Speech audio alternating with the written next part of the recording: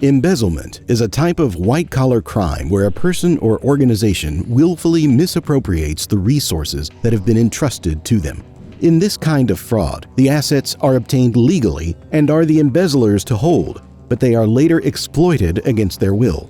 Welcome to today's episode of Fraud Files. Today, we will be talking about the case of a former securities broker-dealer in the state of Tennessee who stole $5.7 million from an employee pension benefit plan and received a sentence of 78 months in prison for their crime.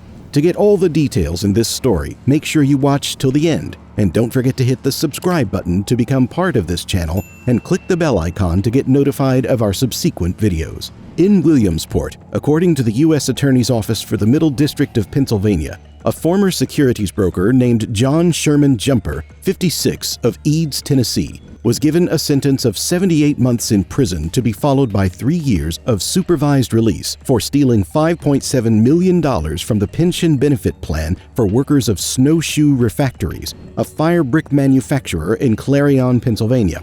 The sentence was handed down by the Chief District Court Judge Matthew W. Brann. In addition, Chief Judge Brann issued an order requiring Jumper to make a restitution payment to the pension plan in the amount of $2,426,550. This sum represents a portion of the cash recoveries that Snowshoe Refractories made on behalf of the plan. The United States Attorney for the District of Columbia, John C. Gerganis, is alleging that on April 9, 2021, Jumper engaged in fraudulent activity by signing documents that pretended to be authorizations for 3 separate transfers of funds from the pension plan that occurred between March 2015 and April 2016. Jumper engaged in illegal lending and investing practices in order to finance the acquisition of 3 other companies, a tubing plant in Arkansas, and personal loans totaling $1.2 million.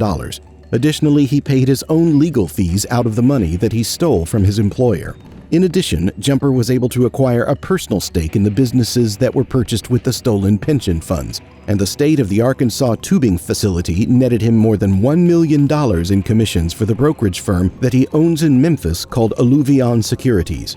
According to the indictment, there were approximately 129 members of the Snowshoe Refractories employee pension plan for hourly employees who were either actively working or had retired from the company. When the alleged theft of $5.7 million began, the assets of the pension plan had an estimated worth of approximately $9.8 million at the time. As a result of Jumper's fraudulent misappropriation of pension funds, the Securities and Exchange Commission and the Financial Industry Regulation Authority, a private company that serves as a self-regulatory organization for member brokerage firms and exchange markets, obtained civil and regulatory sanctions against him. Jumper was the target of these sanctions. A federal district judge in the Western District of Tennessee allowed the SEC's application for a default judgment against Jumper on October 31, 2018, which resulted in the issuance of a final judgment against Jumper and all of his entities and businesses the following day, November 1st. Jumper was ordered to pay back $5,700,000 in earnings he made through fraudulent activity, in addition to $726,758.79 in prejudgment interest as a result of the final verdict, which stated that Jumper was permanently barred from FINRA. In addition, Jumper was given a lifetime ban from violating any other laws. The Financial Industry Regulatory Authority issued a permanent ban against him on February 3, 2017. With his cooperation, after allegations surfaced that he misappropriated funds from the Snowshoe pension plan for his own use and to infuse cash into his member company Alluvion Securities.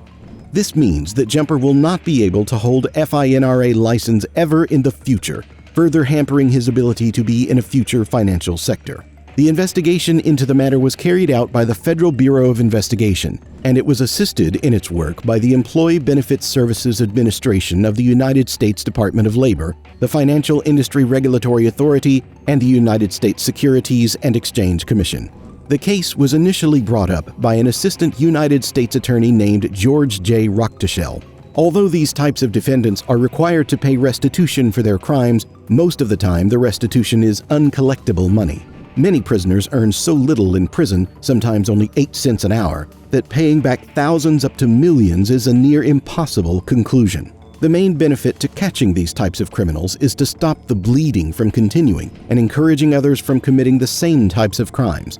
However, Looking at all the cases here at Fraud Files, it seems that many individuals don't care about the potential consequences and still commit fraud on a daily basis. And here we come to the end of today's episode of Fraud Files regarding a former securities broker-dealer in the state of Tennessee who stole $5.7 million from an employee pension benefit plan and received a sentence of 78 months in prison for their crime. Please subscribe to our channel and push on that like button. Stay tuned to our channel for amazing videos like this one by clicking the bell icon. And don't forget to share your thoughts in the comment section below about this event.